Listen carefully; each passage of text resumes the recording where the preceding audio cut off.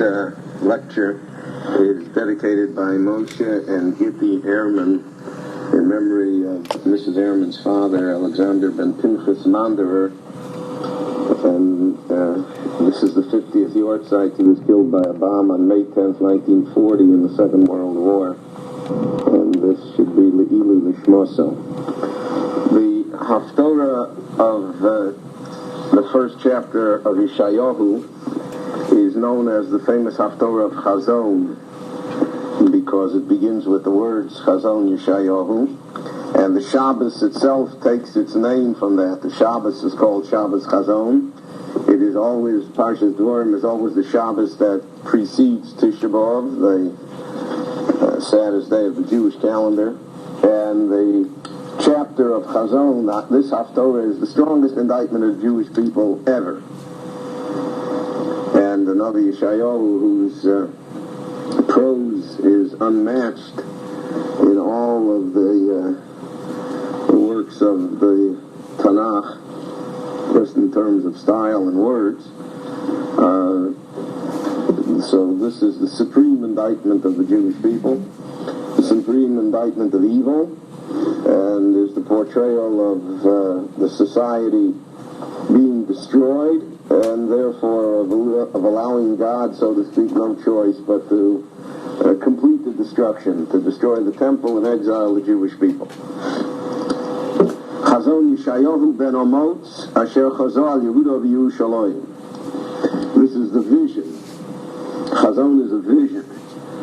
It is a word that is used for nevuah, for prophecy, but the word chazon means a vision that fits into a pattern. It's not an individual insight into one event, or not like predicting the weather tomorrow or predicting what's going to happen in a certain circumstance, but it is an overall view, a picture of what is going to happen generally.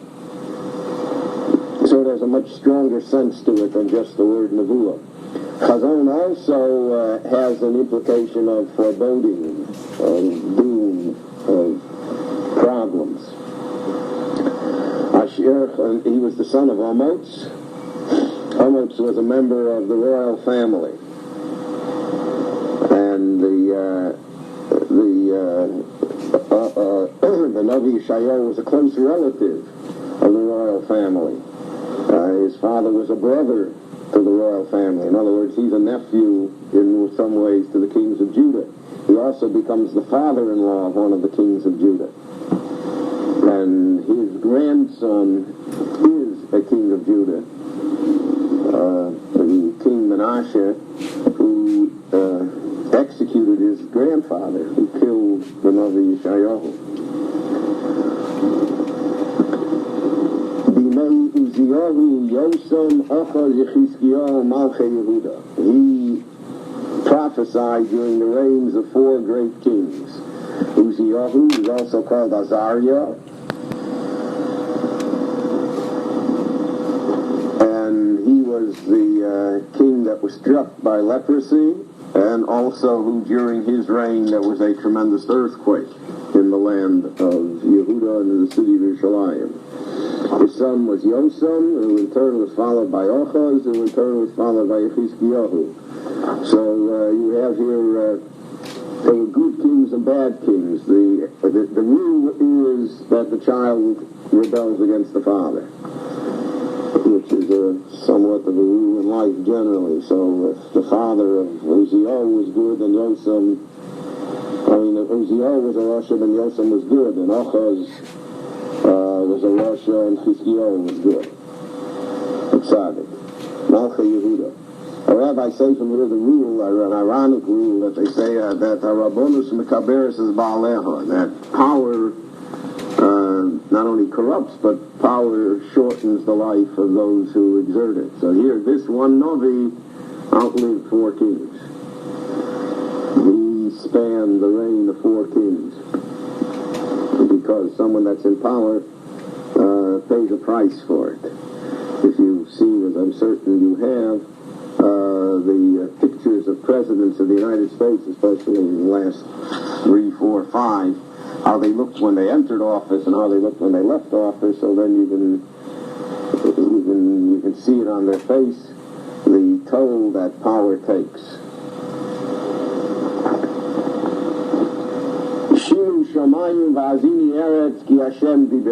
Now this is the reverse of what the Navi Moshe said. Moshe said, Hazinu Hashamayim v'Babeira v'Sishma Haaretz Imrei Fi.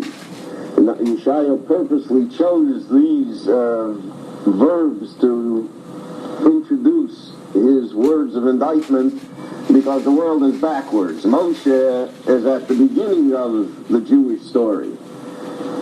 Before the Jewish people enter the land of Israel, when there still are high hopes and everything can still be accomplished. And Yeshayahu is at the end when it is obvious that the Jewish people are going under.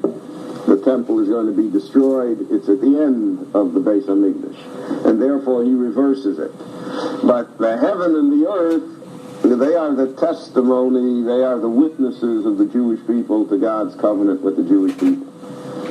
The world itself is the testimony, because since no nations will survive long enough to be witnesses, we are now 3,301 years from the covenant at Sinai. There's nobody in the world, there's no nation in the world that was here 3,301 years ago to testify to that. So therefore, nature itself has to testify, the heavens and the earth. They are the unchangeable, immutable witnesses to what has happened here. So the Navi calls them into play. He says, come, we'll testify. You remember what the agreement was. Bonim gidalti v'romanti v'heim poshuvi. In those 6 words lie all the tragedy of human life. I have raised children, and I have exalted them. I've given them everything. V'heim poshuvi, and they have betrayed me. They are treacherous unto me. So the metaphor is literally that of a family. But there is no heartache greater than the heartache of parents whose children have not forsaken them, have been treacherous to them, have been disloyal to them, have turned their back on all of their values, who stand against everything that the parents stood for. So that sadness, Kaviyachol, God has. So God doesn't say it in terms of a ruler whose laws are being disobeyed, but he says it in the sadness of a father or of a mother who has been betrayed. Yod Ashur Konehu, v'chamor Evus Bolov. An ox knows who its master is. Dumb animals know who their masters are. They respond to them. The chamor, the donkey, knows Evus Bolov. Evus is the trough, the feeding bag of its owner. So there are 2 levels here. An ox knows its owner even if the owner is not nice to it. But the ox responds. And the donkey knows at least the feeding bag that it eats from. So if the owner keeps on filling up the feeding bag, so even the donkey responds to the owner. Yisrael lo yada. Israel does not know who their father is. They have no idea. They haven't got a clue. They're not even the ox. They're not the donkey. They're less than that. Ami, my people, lo hisbonon, are not wise. Hisbonon, they have no deductive reasoning. They're not able to figure it out. The Navi, if he were present today, could get up and recite the same verse without having to change one word. You just don't get it. You didn't figure it out yet. What is the special uniqueness of the Jewish people? Why do things happen to us? What's going on here? I mean, my people, lo hisbonon, they didn't understand. And one of the greatest ironies of our time is that George Bush is going to do more for the state of Israel than anybody else, because he's going to make 50,000 Russian Jews go to Israel because he's not going to let them into the United States. So something that one would think people would understand by themselves.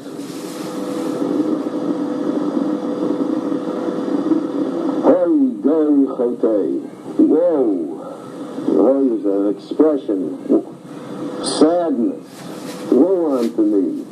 Goi chotei. Now the word chotei is such a marvelous word, because even though we translate it as a sinner or a sin, chet, the literal translation is to miss the mark, to be off the mark.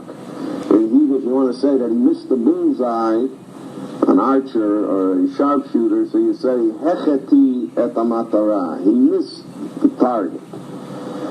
So, chet, sin, there are a lot of types of sins. We all know that sin comes in many shapes and forms, some of whom we know very well. But the variety of sin is that sometimes a person does something just out of plain orneriness. But sometimes a person doesn't mean to be ornery, he just misses it, right? He's off the mark. He may even think he's doing something good. I have a plumber like that, right? So, it's almost fixed. But he just misses it, right? The last washer isn't screwed in, right? Just the two joints don't meet.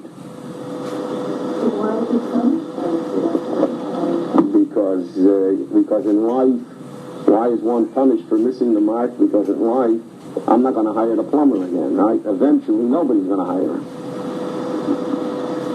We all pay a price for missing the mark. Spiritually, we also pay a price.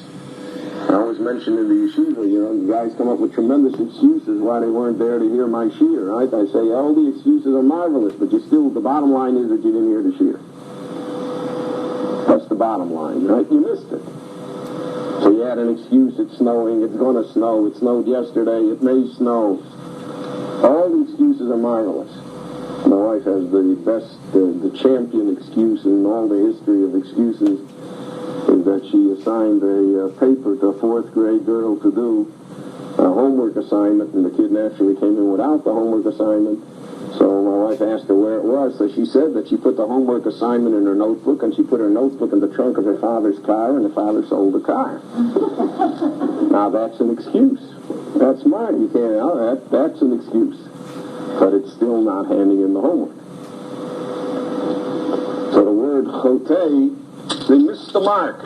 A people that consistently misses the mark is going to end up off the face of the earth. Yeah, right. So you're entitled to one mistake, 2 mistakes, but if you have 1,000 years of mistakes, right, so you end up nowhere. How can you fix it, right? You got to tear it down and start all over again. You build a house, and the house has 1,000 little things wrong with it. It's not a good place to live. Nobody's going to buy it from you. It has lost its value. In the real world, we always pay for our mistakes. It's one way or another, but we always pay for them. And God always speaks in the real world. It's not an imaginary world. So that's the word berel, a nation that consistently misses the mark. Am devarin-hazon, a people laden down with sin. Sin is seen as baggage. You're going to go on the plane and you got 9,000 pieces of baggage that you got to schlep with you. Sometimes you see, it's a terrible example of it, but I always feel that sometimes you see in New York the homeless, the bag ladies, who walks around with carts full of junk. That's the metaphor of the Navi, right? Imagine that being sin. That's what we do. We're all bag ladies. We're all schlepping around all sorts of baggage. And therefore, how can you do anything good? You're always playing catch-up. It's that way if you have a crazy system of the economy, right? The Eastern Europe is a good example. Israel's a fair example. You're carrying so much dead weight. How can you get it going? Sin is dead weight. Zera Merayim. You are the children of people that do evil. Evil has become accepted, right? It's a family trait. So being a member of the mafia, right? So he's the grandfather, the father, the son. It's the family business already. Bonu mashchisim, children who are dissolute, who only destroy and don't build. Where's U.S. Hashem? How did it happen? How do you get to this state of being so bad? So it doesn't come overnight, the Navi says. The holy people of Israel overnight didn't come to this state. The first thing they did, though, the beginning is Ozvus Hashem. God was left out of it. I heard tonight a report from American educators about American history textbooks in the elementary schools. So they said three things. They said there's no mention of religion or the role of religion in the history of America. It's as though all the presidents were atheists, secularists. Secondly, there's no mention of the struggle between good and evil, which inherently was the basis of this country, even through the Civil War, even through our time, through the Second World War. Nothing was ever portrayed in moral terms. It's just dates and names and places. And the third thing is that all events receive equal treatment. So they showed as an example that William McKinley had a 4-paragraph biography and Abraham Lincoln had a 6-paragraph biography. And that's the largest textbook used in American high schools and the public school system in this country. Because everybody's the same. You're not allowed to say anybody's different. In the view of the Torah, the first step of wisdom is Yiras Hashem, fear of God, following God, dealing with God, that God should be part of you. The first step away is that God plays no role. Plays no role in history, plays no role in politics, he plays no role in society. The Jewish society is Ozvus Hashem, they have forsaken God. Once that terrible turn occurs, then everything else, then we're laden, then all the other problems flow from that. Miyatzu es Kadosh Yisrael. First they forsake God. Then the second, after forsaking him, then they despise him. Miyatzu, they despise all the holy things in Israel, which anyone who knows the history of the Jewish people over the last few hundred years, even without the benefit of my great history book, will realize that that's what happened here. A substantial element of the Jewish people mocked everything that was holy, despised it, went out of their way to shame it. They went out of their way to desecrate it. So the first generation just forgets about God. Later generations can't leave God alone. They desecrate him. Finally, Nozoru Achor. They retreat, they separate themselves from everything that's Jewish, and they retreat into the ways of the pagan world. They become completely non-Jewish. Nozoru is from the word nozir, to separate oneself. They don't want to have anything to do with us. So, therefore, God says, what shall I do with them? Al mesuku. Shall I hit them more? There comes a time you can't hit the kid anymore. Doesn't do any good.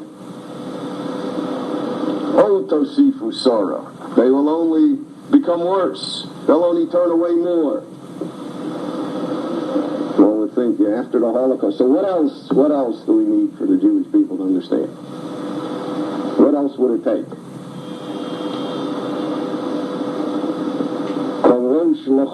Everybody has a headache. Everybody's head is sick, the Navi says.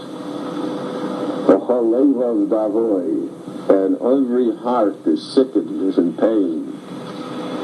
There is no whole heart amongst the Jewish people.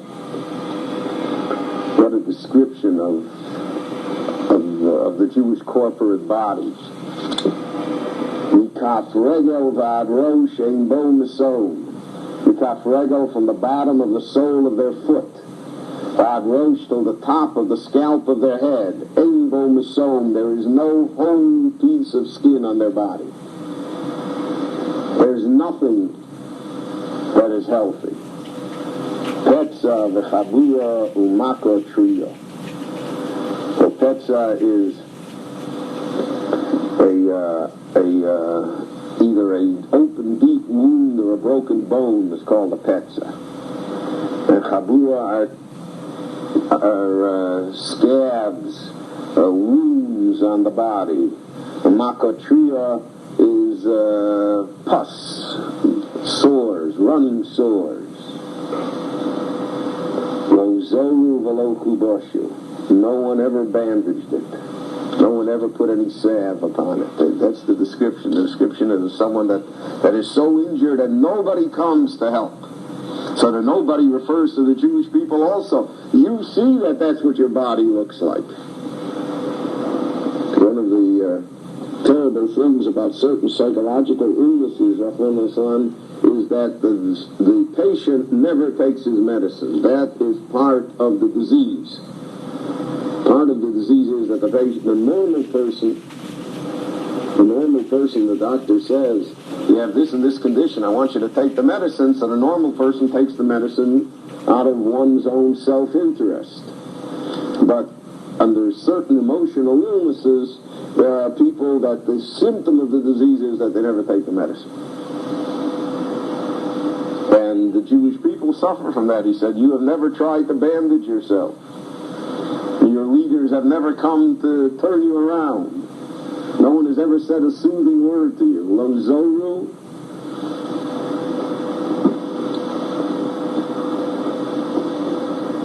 You never were, the pus was never squeezed out.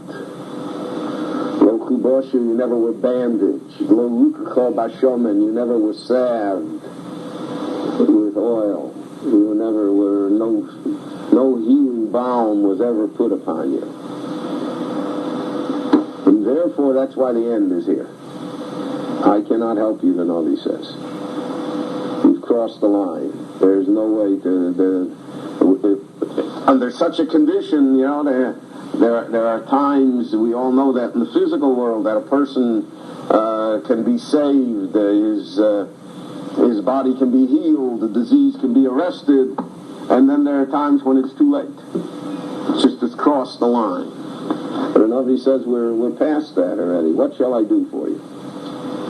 Artzachem shmomo. Therefore your country will be desolate. Areichem srufos eish. Your cities will be burned in the fire. Ad maschem lenegdechem. You will stand and look at your country in front of your eyes. And you will see Zorim Ochlimoso. Strangers will inhabit it. They will eat from it. And you will be powerless. Ushmoma, and a desolation, Kima'pecha Zorim. As the overthrow of a city, of a country, by strangers who have no intent to have any benefit, who just want to destroy. That's what will happen to you. They make the country desolate. Another interpretation and insight here is Aitzechem Shmoma, your country is desolate, meaning desolate from its inhabitants.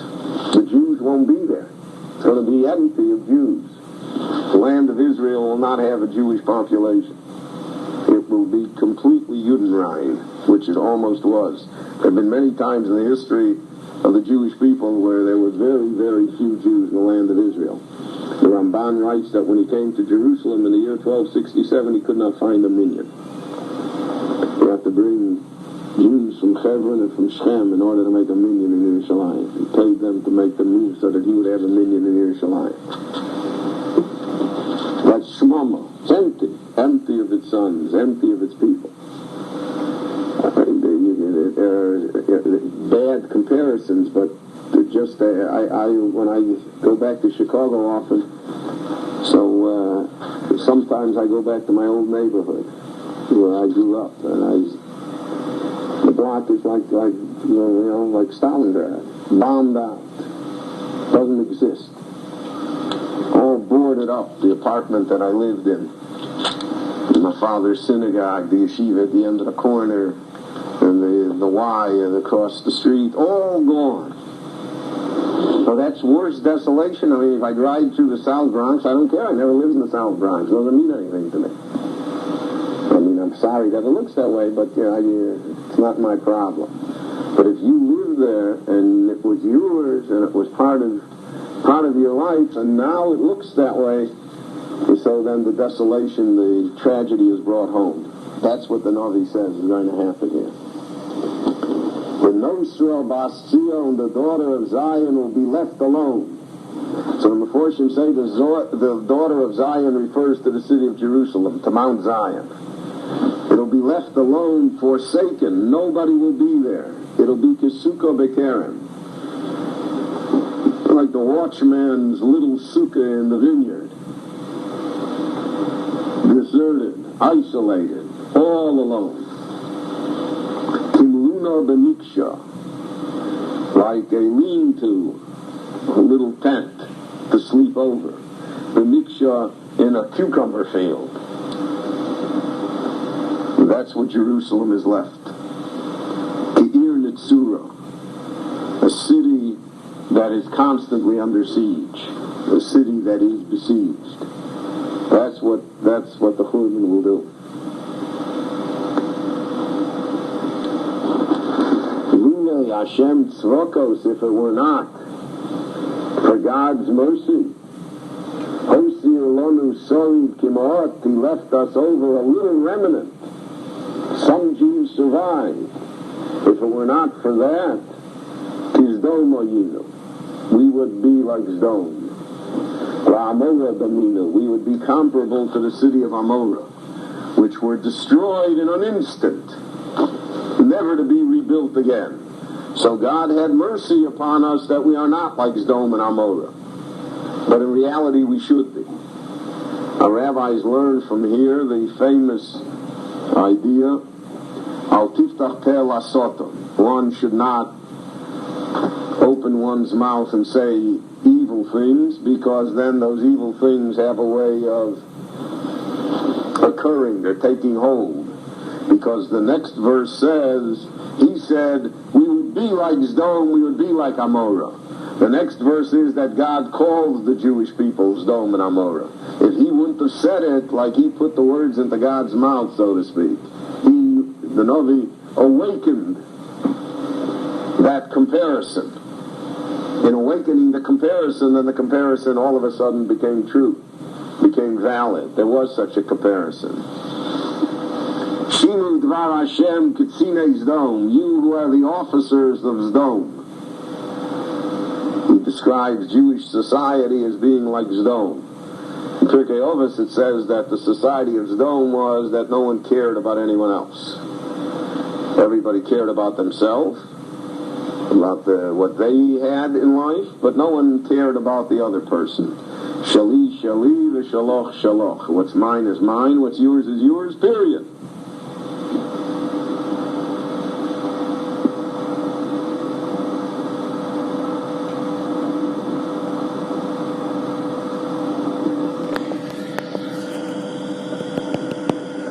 First of all, the cats don't run on time.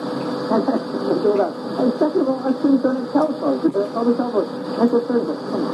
You do that's all we can do. I think but because I was very confronted, I said, come on, let's look at this. So I got with the other one, To the Jewish Israel.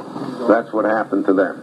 Hazinu Torah Salakenu Am Amorah. You, the people of Amorah, listen to the instruction of God. Listen to what God has to say to you. Now, the Navi here embarks on a very sophisticated criticism of the Jewish people, that again, they would miss the point. They would not understand what God is angry about. During the time of the first Beis Hamikdash, the Beis Hamikdash operated, the temple service. So the Jews thought that as long as the ritual was followed in the temple or in the synagogue, so then they had God under control. And therefore they were very meticulous and punctilious in their observances, even though the rest of their lives did not match that. So, in turn, what happened was a hypocritical, annoying type of behavior towards God. The more that they participated in the temple service, the greater, so to speak, God's anger, because it bore no relationship to their true beliefs or to their real patterns of behavior.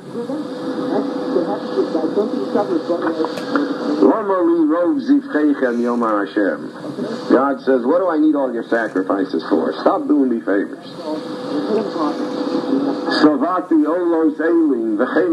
I'm full, God says. I'm satiated with the offerings of rams, with the fat sheep. I'm full of it already. I don't need any more. I don't want any more of the blood of oxen or sheep or goats. I don't need any of that. I don't want any of that.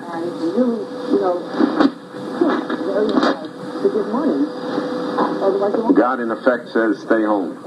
If you don't believe in me, stay home. Don't do me any favors.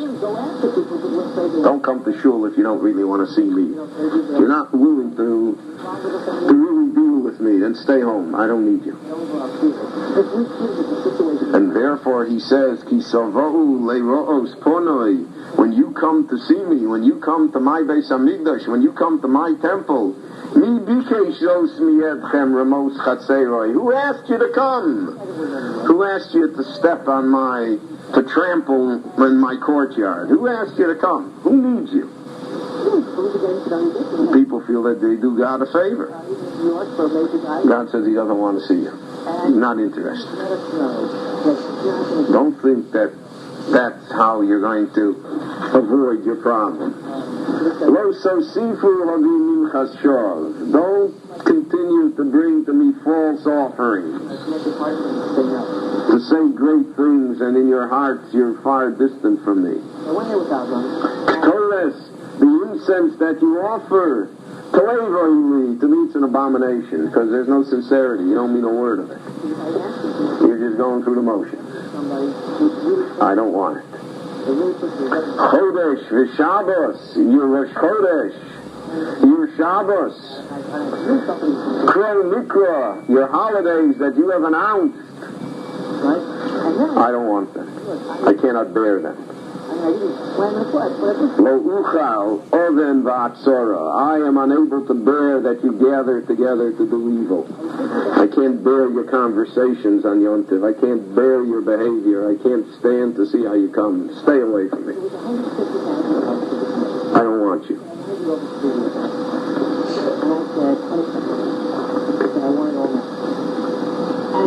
So,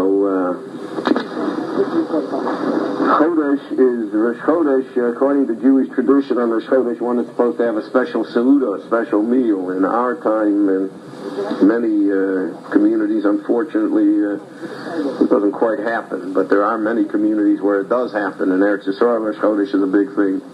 He said, yes, 3 years. I said, how about 1 year? But God says, what do I need it for? Chodshechem u'moadechem sono nafshi. Your Rosh Chodesh, your holidays, your mockery of my holidays. Right, my holidays become a day at the beach.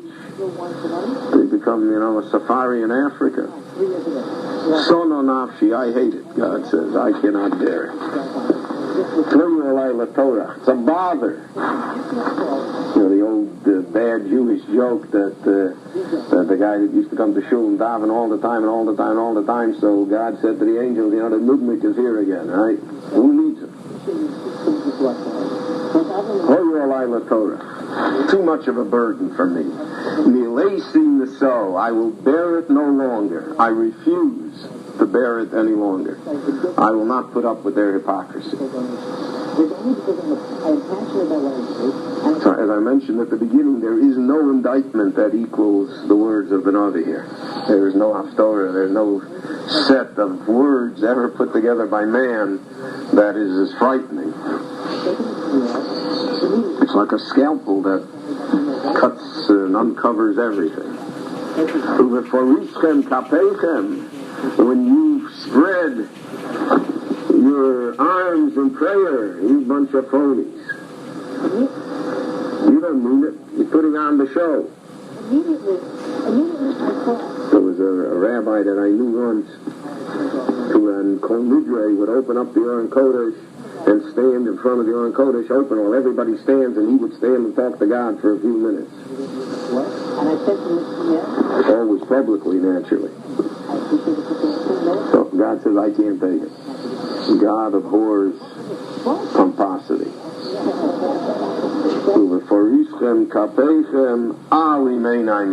You spread your arms and I hide my eyes. I cannot look at you.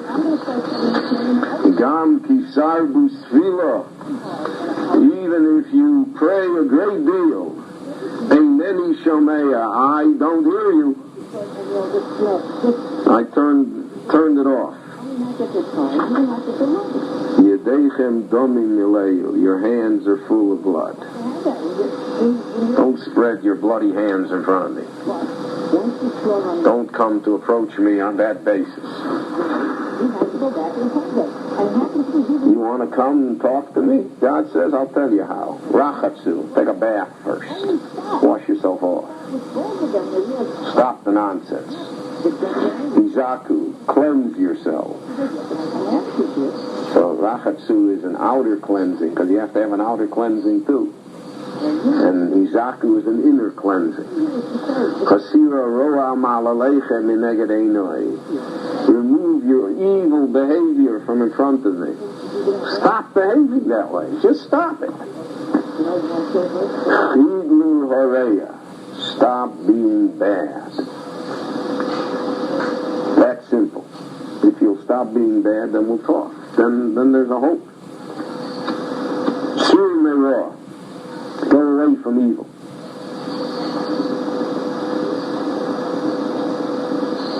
So Chazal tell us that before a person davens, one should wash one's hands, even if the hands are clean.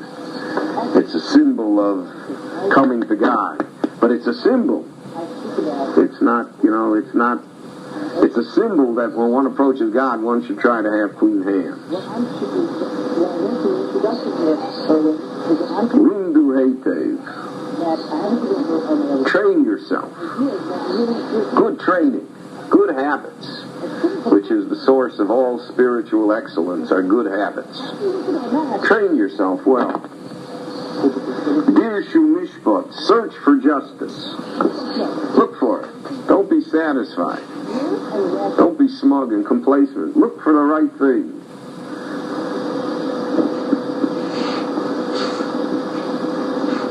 Ashru Chomotz.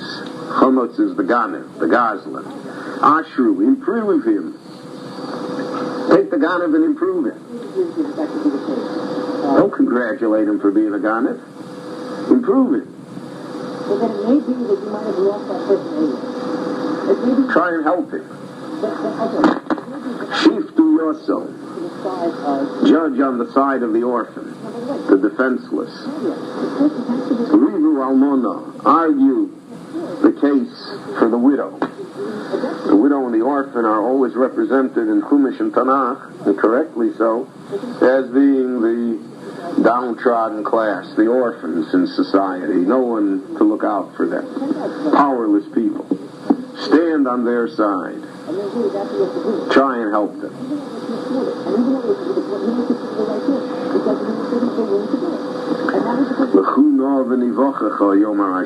God says, come, let us debate. You tell me your side, I'll tell you my side. Let's talk it out. Nivochacha is to debate.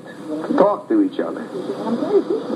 Most of the time, though, we are very loath to debate God. So we would like him to forget us. Not to be involved.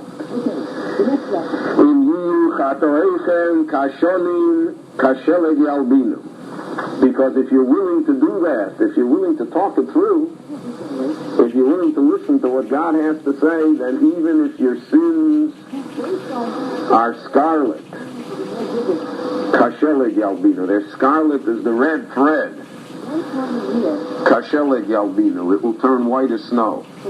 Nobody is lost. There is no one that is beyond help. Our rabbis tell us that in the Beis HaMikdash, one of the miracles was that on Yom Kippurim, there was a red stream that hung in the courtyard of the Beis HaMikdash. Now, when the Soyer La'azazel, when the goat for Azazel, which carried the sins of the Jewish people, was thrown off the cliff as a symbol of the fact that the sins were atoned, the red stream turned white. It was one of the miracles. But before the Churban Bayis, already decades before the Churban Bayis, it stopped happening. So how did they take care of that? So they stopped hanging the string, which is the natural reaction, right? That's how does one cure AIDS? By selling condoms, right? That's the solution. That saves the problem. That's the natural reaction of society. Never to face the moral issue. So God says if it'll be red as scarlet, it will turn white as snow. We can still turn it white as snow. If your sins are red as the worm. Galas Shoni, and this meant there was a very red worm in Israel, real red. If it's as red as that, Katsemer, it'll still be white as wool. It can still turn white. Before you say the difference between turning white as snow and white as wool, white as snow, snow melts. Maybe white now. So God says, I'll settle, even temporarily, even though it may melt later. Make an effort. The second thing is, wool is white permanently, unless you dye it a different color, but its natural color is white. You'll stay white. You won't fall back. Tovu shmatem, if you will have desire to listen to me, if you really want to be my people, if you hearken unto me, tuvor et stochelu, you will eat the best, the fat of the lamb, the best that the lamb has to offer. So it's not only the best the land has, everything that you have in life will be to you the best. That's also a bracha. It's a double bracha. Sometimes the bracha is to have, but that many times is not really the bracha, because I can't have everything. But to have and be satisfied, to have and feel that I have everything, or that I have what I need, or I don't need more, so that's a special bracha. But if you refuse, you don't want me. And you rebel against me, so then the only thing that will come on you is war. One thing after, and never a moment's peace. It's frightening to make the comparisons to our situation today. God will bring us the redemption and strengthen us. But it's frightening that there hasn't been a moment's peace for the Jewish people in so many hundreds of years. From 1648 till today, 350 years, there hasn't been 6 months of peace. Not a second. So cheref tu'uklu, you will be eaten by the sword. The sword will consume you. You'll be busy all your life fighting.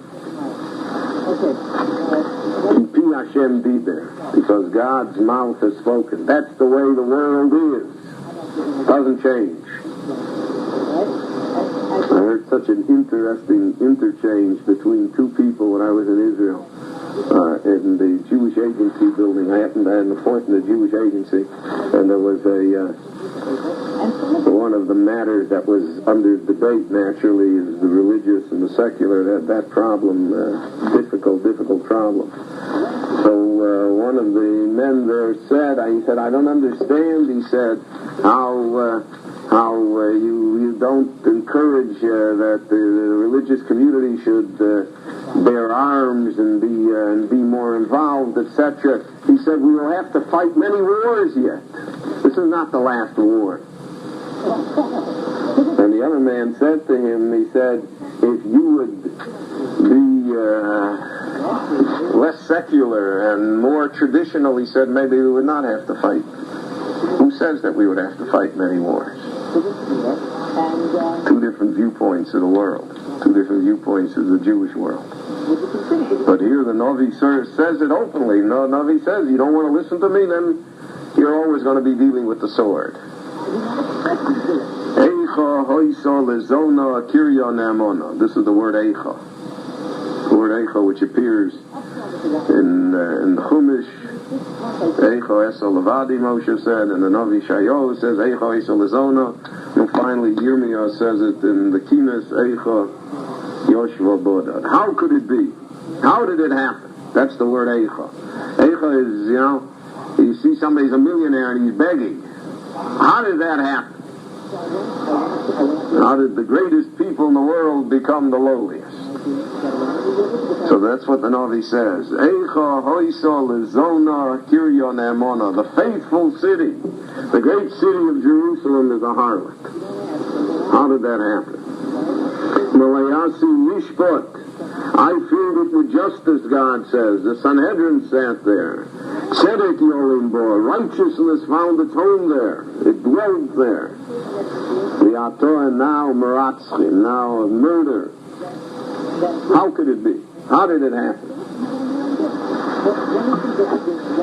I always think that the first jail in Tel Aviv, in Israel, was built in Tel Aviv after the First World War in the early 1920s, and the jail stood empty for 6 years after it was built.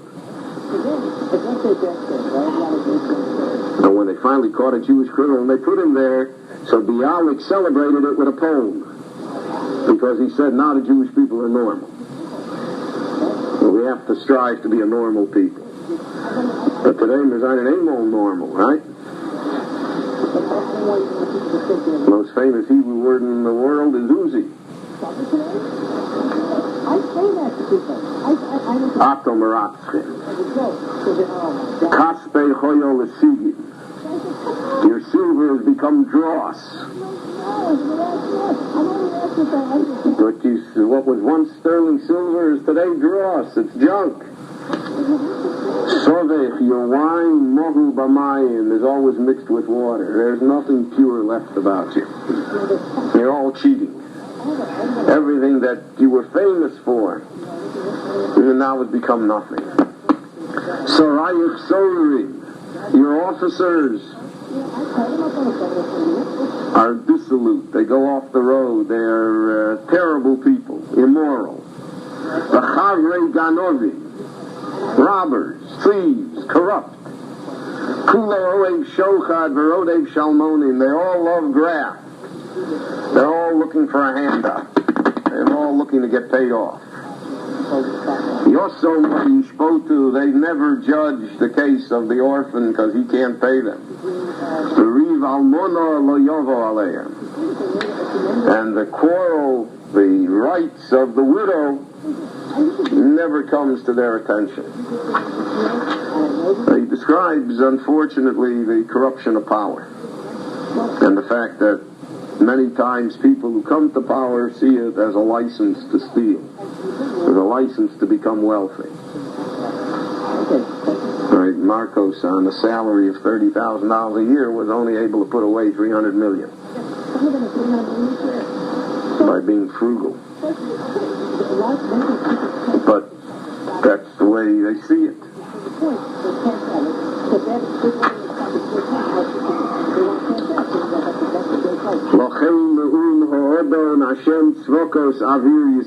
God describes himself. Therefore, Ho'odon, the master of the world. You think you're running it, I'm running it. God, the Lord of hosts, meaning that I move the world around, I bring armies and I move armies, I raise empires and I deflate empires, I do what I wish. Listen to me. Avir Yisrael. I am the protector, the Gibor. Abir is a Gibor, a courageous, strong man. I'm the strong man of Israel.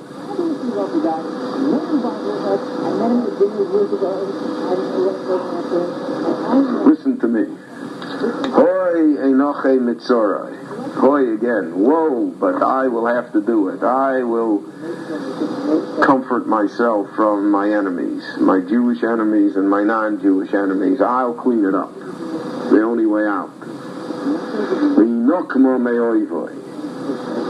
And I shall take revenge from my enemies. So again, he means, as I mentioned, the Jewish enemies, the sinners. The Jewish people will pay a tremendous price, but those who destroy the Jewish people also pay a tremendous price. They also don't go unnoticed.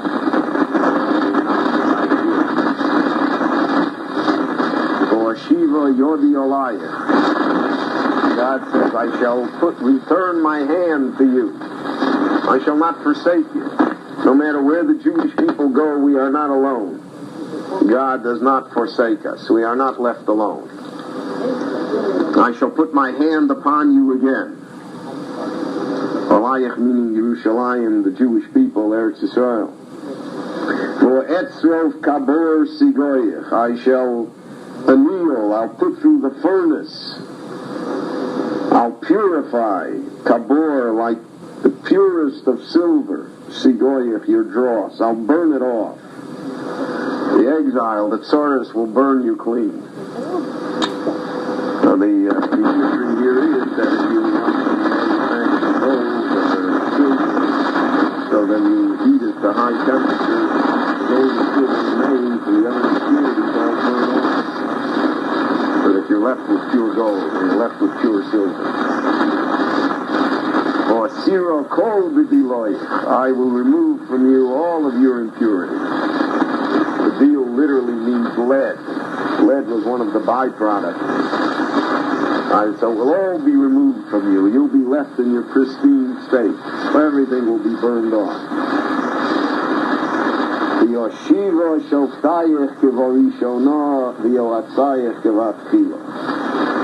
And I shall see to it, I shall return your judges as they were originally. You'll have a new birth of leadership, of people who are not corrupt, of people who are committed to justice, of people who are determined to do the right thing. As it was before. That's why in Shmona Esrei, in the order of the brachos in the Shmona Esrei, in the Amidah, in the 18 blessings that we say, so we say the bracha Shiva Shofteinu Kavarishona, and then we say the bracha of Bonei Yerushalayim, and then we say the bracha of Semach David regarding the house of David. And then we say the bracha about the Beis HaMikdash. But first comes Shiva Shofteinu Kavarishona, to restore that sense of incorruptibility, of moral presence. Then shall you be called again, Irat Tzedek, the righteous city. Kiryon Ne'emono, the faithful city. Before the faithful city became a woman of ill repute, was compared to a Zona, and now you will be restored again so that you'll be Kiryon Ne'emono, you'll be the faithful city. Zion b'mishpat tipodeh. Zion is redeemed in justice. The Shoveho, and those who return to it, tzedakah, in righteousness. The Chazal say that that's the final schus, so to speak, of the Jewish people. And that's our final description, is that we will return in righteousness and goodness and care for one another and help for one another. And that will be the catalyst that will allow God to restore the Jewish people and to bring them to their original greatness again. Not their original greatness, but even greater than they were before. So this is the first chapter of the Novi Yeshayahu. The real beginning of the Novi Yeshayahu is in the 6th chapter, which is the Haftorah for Parshas Yisro, where he describes the beginning of his career.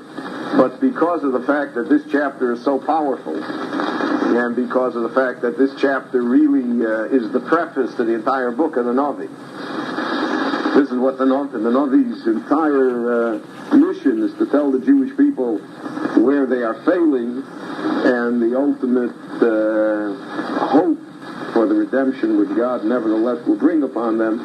All of that is summed up in this chapter, so therefore, in the order of the chapters, it was placed first, because of the fact that it really is the preface, and in a strange way, it's a synopsis of the entire work of the Novi, of all 66 chapters of the book.